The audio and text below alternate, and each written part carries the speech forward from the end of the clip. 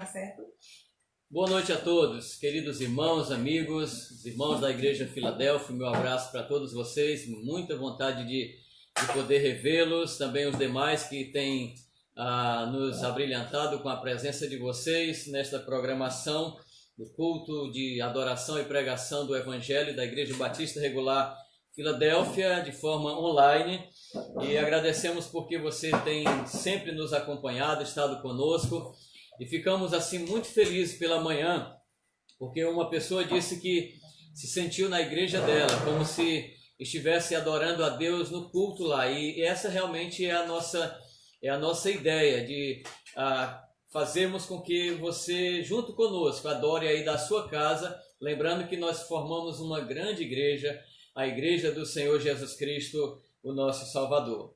Hoje à noite nós vamos ler em João capítulo 13, os versos 10 e 11, o verso 18 e depois a partir do 21 também alguns versículos. E o nosso tema hoje à noite é andando com Jesus, mas sem salvação. Como é que é possível isso? Como é que pode uma pessoa andar com Jesus e não ter salvação? Como é que pode caminhar com ele e no final das contas não ser realmente dele? É o que nós vamos ver baseado nesse texto que eu acabei de anunciar. Então, João 13, versos 10 e 11 diz assim: declarou-lhe Jesus: quem já se banhou não necessita de lavar senão os pés. Quanto ao mais, está todo limpo. Ora, vós estáis limpos, mas não todos, pois ele sabia quem era o traidor. Foi por isso que disse: nem todos estáis limpos. No verso 18, diz assim: não falo a respeito de todos vós, pois eu conheço aqueles que escolhi. É antes para que se cumpra a Escritura: aquele que come do meu pão levantou contra mim o seu calcanhar. E versos 21 em diante diz assim: ditas estas coisas, angustiou-se Jesus em espírito e afirmou: em verdade vos digo que um dentre vós me trairá. Então os discípulos olharam uns para os outros, sem saber a quem ele se referia. Ora, ali estava conchegado a Jesus um dos seus discípulos, aquele a quem ele amava. A esse fez Simão Pedro sinal, dizendo-lhe: pergunta a quem ele se refere. Então aquele discípulo, reclinando-se sobre o peito de Jesus, perguntou-lhe: Senhor, quem é? Respondeu Jesus: é aquele a quem eu der o pedaço de pão molhado. Tomou, pois, um pedaço de pão e, tendo-o molhado, deu a Judas, filho de Simão Iscariotes. E após o bocado, imediatamente entrou nele Satanás. Então disse Jesus: o que pretendes fazer, faze-o depressa. Nenhum, porém, dos que estavam à mesa percebeu a que fim lhe dissera isso. Pois, como Judas era quem trazia a bolsa, pensaram alguns que Jesus lhe dissera: compra o que precisamos para a festa, ou lhe ordenara que desse alguma coisa aos pobres. Ele, tendo recebido o bocado, saiu logo, e era noite. Vamos orar. Nosso amado Deus, nosso Pai querido, nós louvamos o Teu nome nesta noite, porque estamos diante do Deus Todo-Poderoso, do Deus que controla o universo, do Deus que controla as nossas vidas. E nós queremos neste momento, Senhor, Te agradecer pela oportunidade de nos reunirmos para adorar o Teu nome, esse nome que merece toda honra e louvor. Queremos pedir que o Senhor aceite a nossa adoração cantada, como também através do entendimento e aplicação da Tua Palavra em nossas vidas, nos ajuda a entendê-la e também a colocar em prática na nossa vida. Que nesta noite a Tua Palavra alerte aqueles que estão vacilando e salve aqueles que estão perdidos, firme aqueles que estão fracos na fé, e assim a Tua igreja, o Teu povo possa andar com o Senhor, mas de maneira verdadeira, tendo confiança e certeza de que o Senhor os salvou e de que a qualquer momento podemos ir para estar com o Senhor ou o Senhor virá nos buscar. Que esta esperança nunca saia de nossas mentes e corações. Nós te louvamos e te agradecemos no nome de Jesus. Amém. Amém. Muito bem. Então, como eu disse, andando com Jesus, mas sem salvação. Eu defendo a verdade bíblica de que a salvação ela é eterna. O Senhor Jesus Cristo, ele disse: eu lhes dou a vida eterna. E acabou a conversa, né? Se ele deu a vida eterna, essa vida é eterna, a salvação é eterna e isso não muda. Né? Ninguém pode nos tirar das mãos de Jesus, então não há esse negócio de eu era salvo, eu tinha salvação, eu perdi, ou eu não tenho certeza. Ou você sabe ou não sabe, ou você é ou não é. Deus não garante segurança alguma a quem simplesmente diga que aceitou a Cristo, levantou a mão, mas realmente não fez isso de todo o coração, não é realmente dele. Aqueles que têm uma fé genuína provarão que a sua salvação ela está assegurada. De que maneira? Por perseverarem até o fim no caminho da justiça. Ou seja, quem foi salvo por Jesus vai perseverar até o fim no caminho da justiça. Os verdadeiros crentes, eles irão perseverar. Nada vai tirá-los do caminho, nada vai tirar deles esta salvação. Se uma pessoa ela se volta contra Cristo, isso é prova de que essa pessoa jamais foi salva. O apóstolo João, ele disse na sua primeira epístola, capítulo 2, verso 19, o seguinte: eles saíram do nosso meio, entretanto não eram dos nossos, porque se tivessem sido dos nossos, teriam permanecido conosco. Todavia, eles se foram, para que ficasse manifesto que nenhum deles é dos nossos. Ou seja, quem Jesus salvou vai permanecer. Não importa quão convincente seja o testemunho de uma pessoa, mas se ela vier a apostatar, a abandonar a fé, ela vai estar demonstrando que ela nunca foi salva. Judas é o exemplo principal de um crente professo que caiu em total apostasia. Judas seguiu Jesus durante 3 anos. Ele esteve com Jesus, aprendendo as doutrinas, aprendendo as verdades, vendo os milagres. Judas pregou o evangelho, porque Jesus mandou os 12 de 2 em 2, depois mandou 70 de 2 em 2. E Judas estava lá no meio, ele pregou o evangelho. Talvez até ele ajudou algum outro discípulo a fazer algum milagre, porque os discípulos eles faziam alguns sinais, alguns prodígios, e Judas era um dos discípulos que andava com Jesus. Então ele teve toda a oportunidade de ser um verdadeiro salvo. Ele andou com o Mestre, com o Salvador. Ele esteve 3 anos ali acompanhando o dia a dia de Jesus. Teve uma grande oportunidade. Então, naturalmente, que a gente presume que, por isso, né, se não tivesse o final da história, a gente iria presumir que ele era um salvo, um discípulo de Jesus, que ele era um crente de verdade. Mas a gente vai perceber, e nesse texto que a gente leu, que realmente isso não é verdade. Como eu já disse, ele viu os milagres, ouviu as suas palavras, participou do ministério. Ninguém questionou a fé de Judas, a não ser Jesus, que conhecia os pensamentos do coração dele. Mas os outros discípulos não perceberam que Judas não era um crente de verdade. Jesus contou uma parábola, né, sobre o joio e o trigo, e o Senhor daqueles servos que disseram: Senhor, a gente arranca o joio junto? Jesus disse: não arranca, para que não arranque o trigo junto. Da mesma maneira, os discípulos não conseguiram perceber que Judas não era um crente de verdade, porque ele estava fazendo as coisas que os outros discípulos faziam, ele estava andando como os outros discípulos andavam, ele estava seguindo Jesus como os outros discípulos seguiam, pelo menos aparentemente, mas no fundo, ele não era de Jesus, ele não pertencia a Jesus.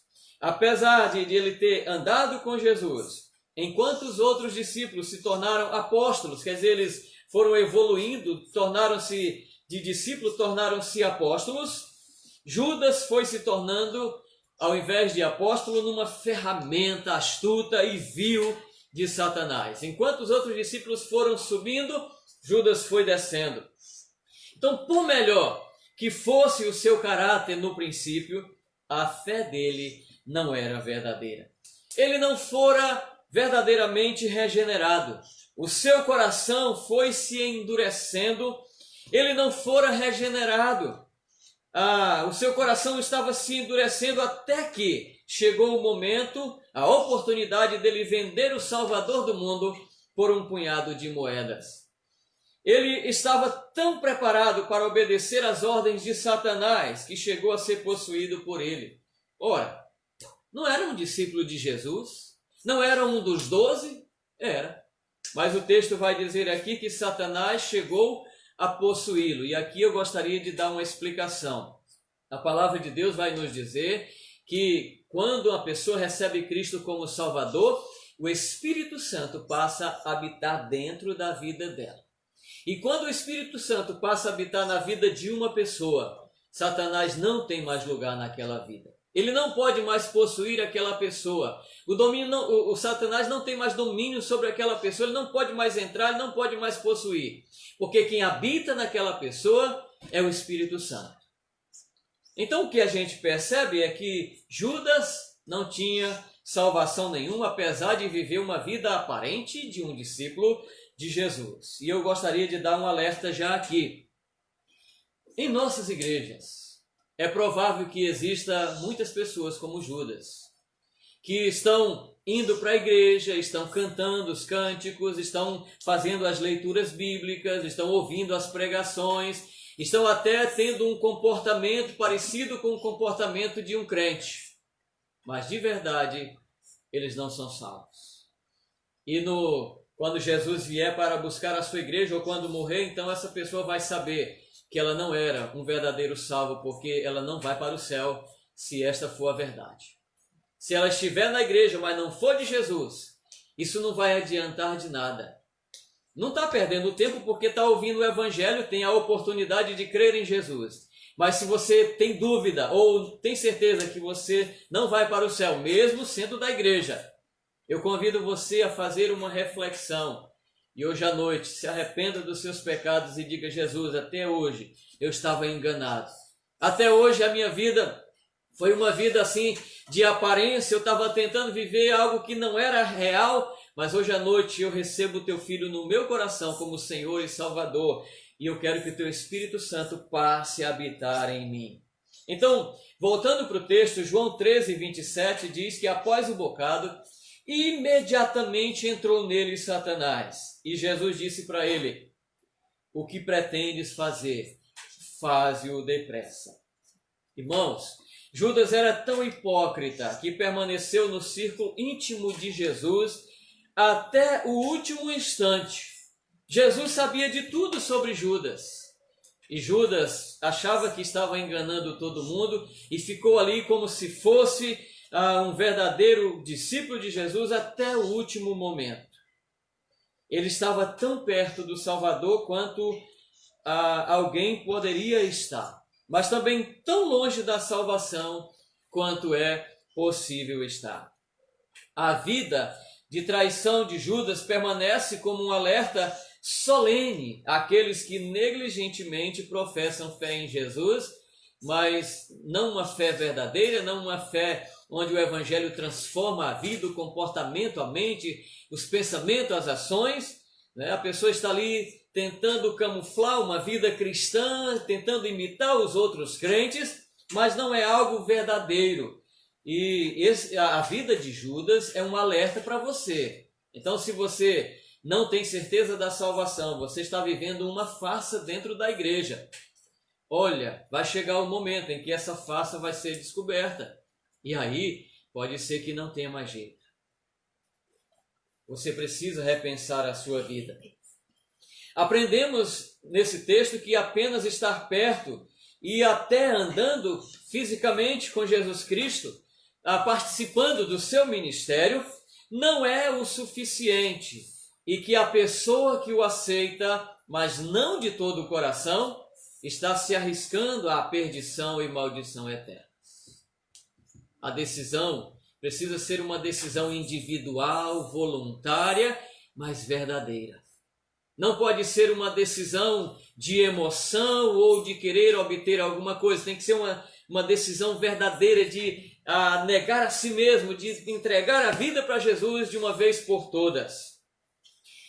No verso 21, diz o seguinte: ditas estas coisas, angustiou-se Jesus em espírito e afirmou: em verdade vos digo que um dentre vós me trairá. Jesus alertou Judas ao arrependimento e à salvação, mas Judas não quis. As palavras de Jesus neste capítulo de João 13 representam seu apelo final a Judas, mas ele não quis saber. Ele recusou-se a abandonar o pecado devido à dureza do seu coração. No versículo que lemos, João 13 e 21, diz que Jesus angustiou-se em espírito. Ele angustiou-se por saber que a decisão que Judas tomaria iria condená-lo ao tormento eterno. Jesus estava dando uma nova oportunidade para Judas crer nele, mas ele não quis saber. Judas, um dos discípulos de Jesus, nunca fora realmente salvo e estava para perder-se eternamente.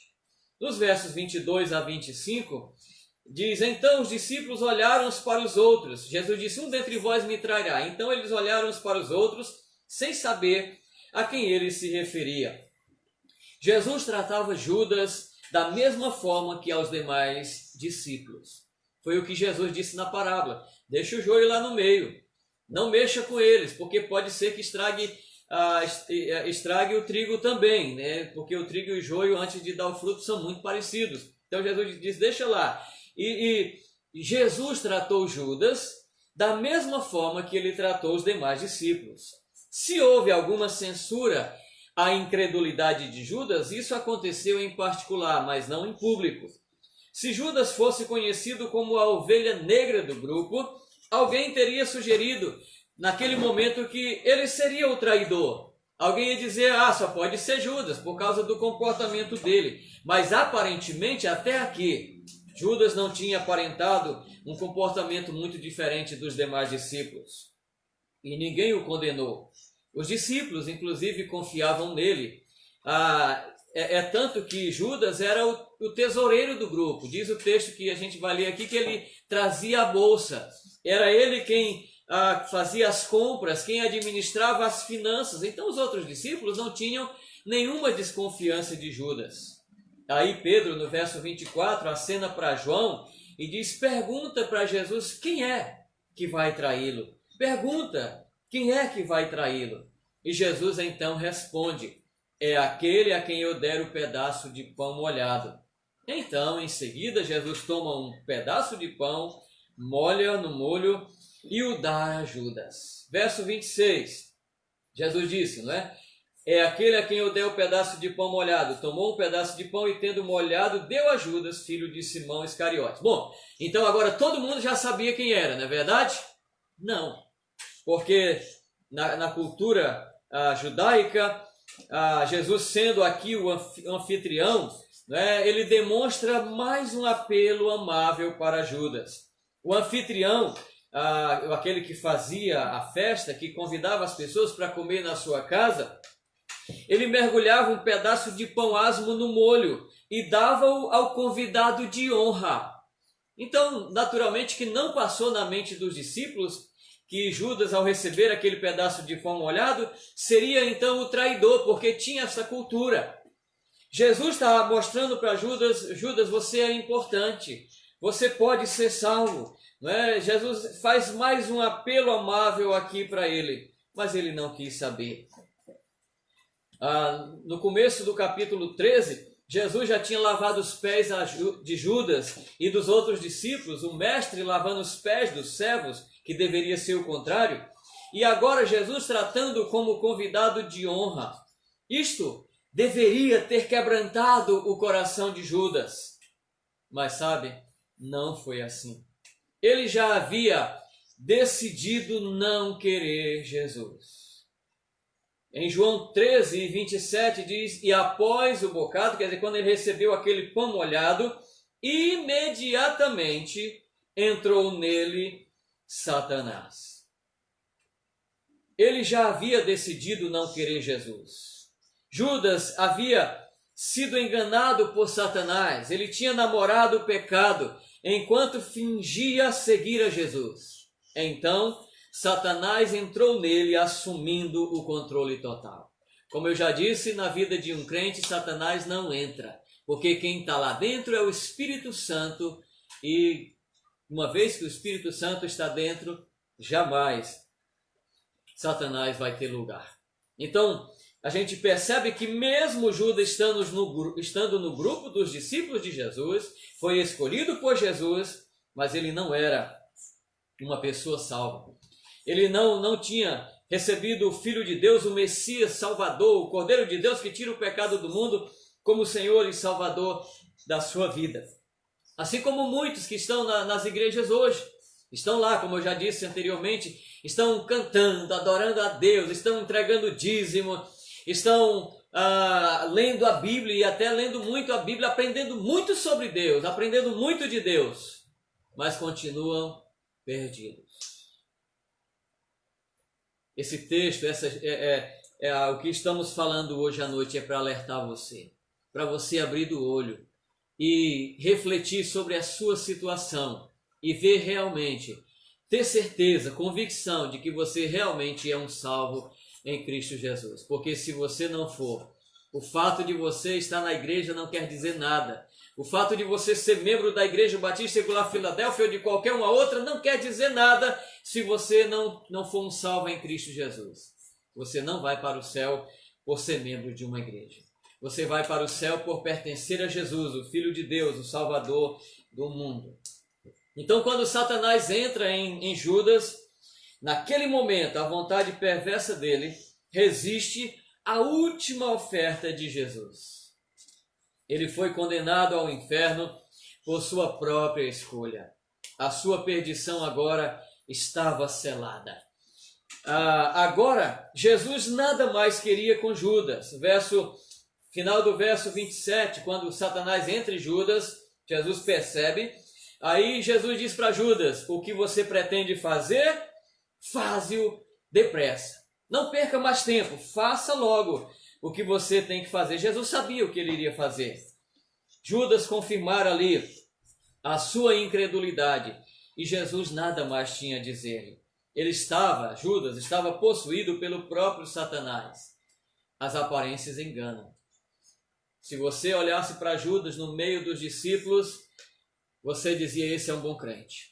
Esse segue a Jesus, está aí andando, pregando o evangelho, até fazendo um milagre, é um bom crente. Mas o que dizer agora? O que dizer dele agora nesta situação? Porque nem Jesus quer mais ter contato com ele. Jesus está tratando Judas agora de uma maneira diferente. O que você pretende fazer, faze-o depressa. Nós não podemos viver de aparência. Nós precisamos viver o evangelho, como já foi cantado aqui, o evangelho verdadeiro, o evangelho que transforma, o evangelho que muda as nossas vidas. As nossas vidas não podem mais ser iguais ao que era antes, quando a gente não tinha Jesus como Salvador. A nossa vida precisa ser realmente diferente, uma vida nova, uma vida transformada e totalmente. Verso 30. Ele, tendo recebido o bocado, saiu logo, e era noite. Começava ali a noite eterna para a alma de Judas. A fé dele jamais fora genuína. No início ele reagiu a Cristo, mas não de todo o seu coração. A sua vida, vivida à luz brilhante da presença de Jesus, terminou em noite de desespero. A gente percebe que ele teve toda a oportunidade que uma pessoa poderia ter. Afinal de contas, ele andou com o próprio Salvador do mundo, o Cordeiro de Deus que tira o pecado do mundo, mas termina a sua vida numa noite eterna, indo dali para suicidar-se e, enfim, dirigindo-se ao inferno. A gente percebe ainda que esta possibilidade existe de estar na igreja. Agora, aplicando para nós, de estar na igreja e não ser salvo, ela existe para toda pessoa que vai a Cristo sem um coração completamente submisso. o pastor, os irmãos não têm como saber 100%. É por isso que não tem como a gente dizer esse é crente, esse não é, este é filho de Deus, este não é. Os frutos nos mostram, nos dão alguma aparência disto, mas no final das contas a gente não tem como ter certeza. Mas o dono da seara, ele sabe. O dono da lavoura, ele sabe. Jesus, ele conhece todos os que lhe pertencem. E ninguém que não pertence a ele vai entrar no céu. Somente os que lhe pertencem. Então, não se engane. Se você não tem certeza de vida eterna e de salvação, hoje à noite, clame a Jesus, arrependa-se dos seus pecados e diga: Jesus, tem misericórdia da minha vida e me salva de uma vez para sempre. Eu não quero mais ter dúvida, eu não quero correr o risco de morrer nesta condição, eu não quero fazer como Judas, que foi até o último momento e perdeu a oportunidade maravilhosa que ele teve e foi para o inferno porque não recebeu o teu filho, o Senhor Jesus. No livro de Mateus, capítulo 26, versos 48 e 49, Judas faz mais uma coisa, não é? Aqui, Mateus, capítulo 26, verso 48, nos diz desta maneira a palavra de Deus. Mateus 26, 48, diz assim: ora, o traidor lhes tinha dado este sinal para os soldados, né? Aquele a quem eu beijar é esse, prendei-o. E logo, aproximando-se de Jesus, lhe disse: salve, mestre, e o beijou. Jesus, porém, lhe disse: amigo, para que vieste? Nisto, aproximando-se eles, deitaram as mãos em Jesus e o prenderam. O beijo de Judas foi um ato vil, um ato desonesto. Ele poderia ter beijado a mão do Salvador ou até a orla da sua veste, mas ele preferiu aparentar afeto por Jesus. Ele preferiu aparentar que tinha algum amor, algum carinho por Jesus. Então, desta forma, ele deu sinal aos seus conspiradores. E Jesus então diz para ele: Judas, com um beijo você trai o Filho do Homem? Como é que você é capaz de fazer uma coisa dessa? Um beijo é algo realmente assim de alguém que tem um afeto, um respeito, um carinho. Mas você está com um beijo traindo o Filho do Homem. E o Senhor Jesus teve de suportar esse beijo desprezível. A palavra final de Jesus em Mateus 26 e 50 foi: amigo, para que vieste? É interessante que a palavra grega traduzida por amigo aqui significa camarada ou companheiro. Não está falando de um amigo íntimo, de alguém muito chegado, está falando de um camarada, um companheiro, alguém, né, ali que não é muito íntimo. Jesus não o considerava mais como se fosse um amigo de verdade, porque este nome é reservado para os que lhe prestam obediência. Em João 15, 14, Jesus disse: vós sois meus amigos, se fazeis o que eu vos mando. E Judas não estava fazendo o que Jesus mandava, então ele não era amigo de Jesus. Ele não estava mais no círculo dos discípulos e da amizade de Jesus, porque ele perdera a última oportunidade da sua vida. E ao perder a última oportunidade, ele perdeu a chance de ter a vida eterna, a salvação eterna e ir para o céu. No verso 56 de Mateus 26 diz assim: tudo isto, porém, aconteceu para que se cumprissem as escrituras dos profetas. Então, os discípulos todos, deixando-o, fugiram. Todos o abandonaram e fugiram naquele momento. A situação era difícil, os soldados vieram prender Jesus e os discípulos ficaram com um pouco de medo, e para salvar as suas vidas, eles deixaram, Jesus foi pego, então eles deixaram Jesus e cada um foi para a sua casa, procurou um lugar de refúgio. Os discípulos, no entanto, fugiram de medo. A traição de Judas, ela foi premeditada, ele planejou, ele foi lá com os escribas e fariseus, com os sacerdotes, e disse: o que se vocês me pagarem, eu entrego ele. E combinou um preço. Então, a traição de Judas foi premeditada. o abandonar Jesus pelos discípulos, não. Posteriormente, os discípulos abandonaram o seu pecado de terem abandonado Jesus naquele momento e receberam o perdão de Jesus. Mas Judas firmou-se no ódio e na incredulidade, chegando a confirmar a sua atitude através do suicídio, em Mateus 27, verso 5. A gente percebe que a marca de um verdadeiro discípulo não está em que ele nunca peca. Os discípulos de Jesus, vez por outra, estavam falhando, pecando contra o Senhor, inclusive aqui, abandonaram o seu mestre no momento que ele mais precisava. Isso foi um grande pecado, mas eles se arrependeram e receberam o perdão. O verdadeiro discípulo, ele nunca se afastará completamente. É possível que volte à sua vida antiga, volte a ficar um tempo sem estar seguindo Jesus por alguma razão, mas ele sempre será atraído outra vez para o Mestre. Mas aquele que não é discípulo, não vai acontecer assim. Quando Jesus confronta esse discípulo, é o discípulo verdadeiro, ele volta a viver uma vida de serviço para o seu Salvador. Agora, as marcas de um falso discípulo Judas é uma ilustração dele, né? O falso discípulo, ele ama o lucro temporal mais do que as riquezas eternas. Era isso que Judas fazia. Ele estava seguindo a Jesus para alcançar os seus desejos pessoais.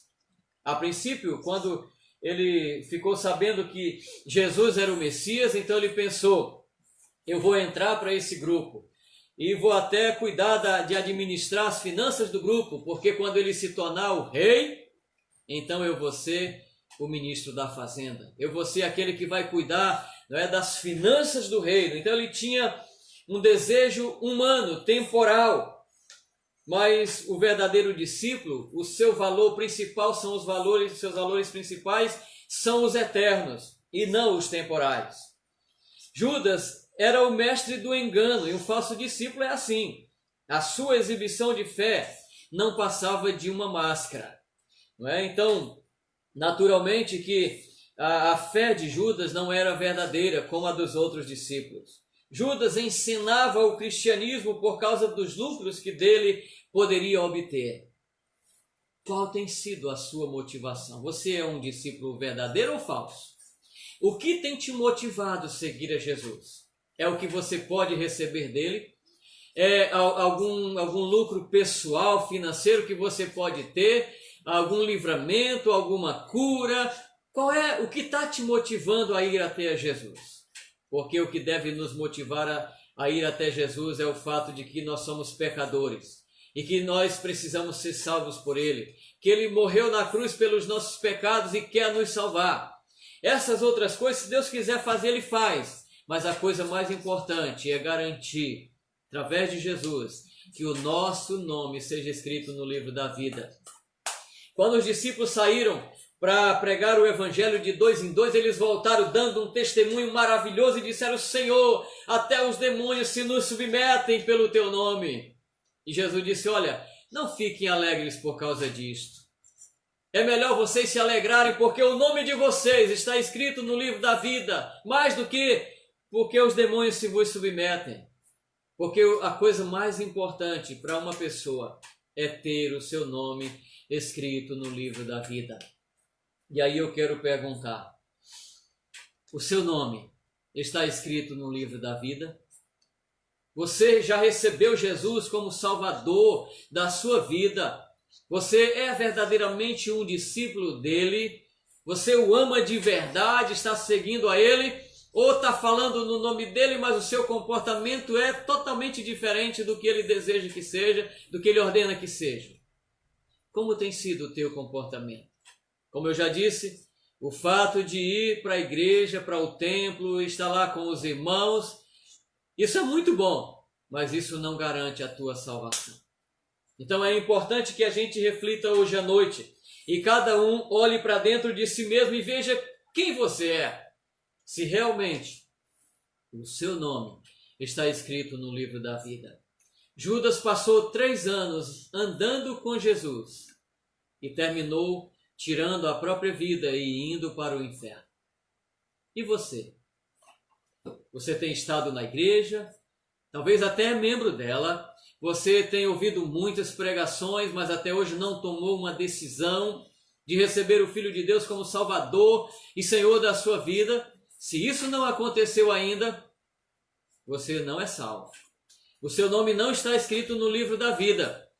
Mas hoje à noite, Deus te trouxe aqui para ouvir esta pregação, para você refletir, tomar uma decisão verdadeira ao lado de Jesus. E a partir deste momento, não ter nenhuma dúvida. Nós estamos passando nesse momento por uma pandemia. Muitas pessoas têm morrido e ninguém está imune. Qualquer pessoa pode ser infectada e alguns que aparentemente têm boa saúde estão morrendo também. Crianças, jovens também têm morrido. E é importante você cuidar o quanto antes de receber o Filho de Deus como Senhor e Salvador. E se chegar a perder a vida, a sua salvação já está garantida. E se não, se Deus preservá-la, você vai ter um bom tempo para servir a Ele enquanto Jesus não volta ou enquanto a gente não termina o nosso tempo aqui nesta terra. Então hoje à noite, primeiro para você que está na igreja, que tipo de discípulo você é? É um discípulo verdadeiro? Um discípulo que está realmente seguindo a Jesus com a motivação correta de amá-lo, de servi-lo, de agradá-lo? Ou você é aquela pessoa que está querendo obter lucro do Evangelho, obter vantagens do Evangelho? Você tem ouvido a pregação, mas tem continuado com o coração endurecido. Hoje à noite é a sua oportunidade de receber o Filho de Deus como Senhor e Salvador da sua vida. Não seja como Judas, que perdeu uma oportunidade maravilhosa e foi para o inferno. Deus está te dando a oportunidade de ouvir o Evangelho. Então hoje à noite, convida Jesus para entrar no teu coração. E eu vou orar agora. E se porventura você orar comigo e pedir perdão dos seus pecados e convidar Jesus para entrar no seu coração, manda um alô para nós, diz: olha, eu convidei Jesus para entrar no meu coração e eu quero pertencer a Ele, eu quero fazer parte deste grupo de pessoas que fazem parte da família de Jesus.